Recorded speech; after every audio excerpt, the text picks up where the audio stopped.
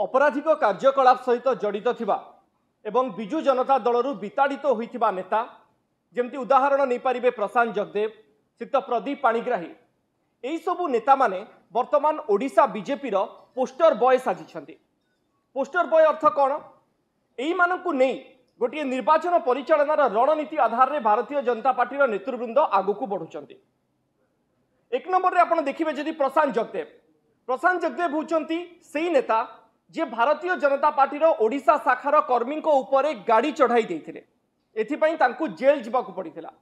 किंतु परवर्ती पर्याय कौन है से भारतीय जनता पार्टी ओडिशा शाखार नेता माने जो माने तांकू गाली दउथिले से माने तांकू उत्तरीय पकाई दल को स्वागत कले। आजिर दिन में बीजेपी ओडिशा शाखार जड़े तुंग नेतांकर से अत्यंत पाख लोक साजिछंती एवं तांकर मार्गदर्शक साजिछंती। से तुंग नेता जुआड़े भी निर्वाचनी शोभा यात्रा और रैली करने को जाउछंती पाखे पाखे प्रशांत जगदेव को देखा मिलुछि। से प्रशांत जगदेव वर्तमान समय कौन करुछंती?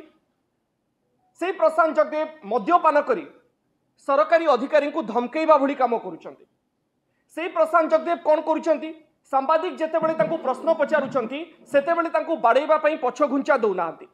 ये होचंती सही प्रशांत जगदेव जहां को गोटे पोस्टर बॉय करी ओडिशा बीजेपी रा नेता निर्वाचन बैतरणी को ओह्लाइछंती।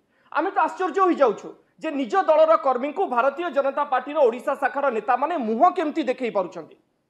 से कर्मी माने तांको प्रश्न पचारुथिबे जे जो प्रशांत जगदेव आम भाई माननको उपरे गाड़ी चढ़ाई देथिले तांको आपण केमिति दल रे मिसाई तांको आधार रे निर्वाचन रणनीति तैयारी करुछंती। कथा केवल प्रशांत जगदेव को पाखरे अटकु नाही, कथा प्रदीप पाणिग्राही पर्यंत मध्य जाइकरी पहुंचुछि।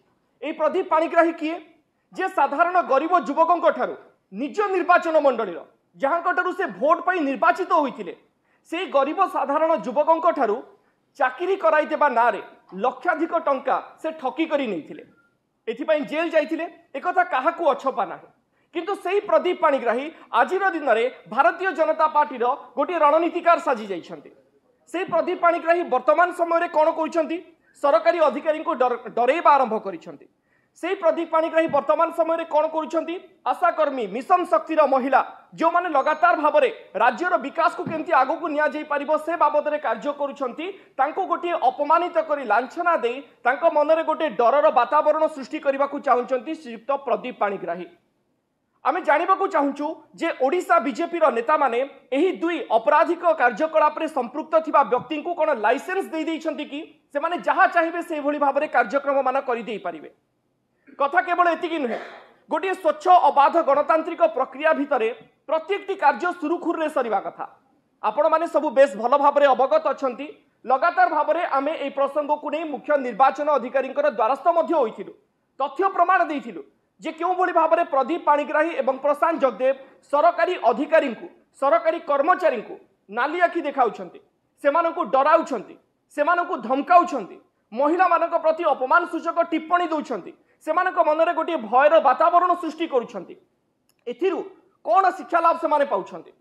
एहा जे सेमाने जेतेबेले गोटे प्रसंग भित्तिक लड़ाई को सामना करि पारु नाहंती, सेमाने जेतेबेले बिजु जनता दल को सामना करबाकू सक्षम नुहंती, ठीक सेतिकी बेले एभली गोटे डरर वातावरण सृष्टि करुथुबा स्पष्ट भाव में हृदयंगम होछि।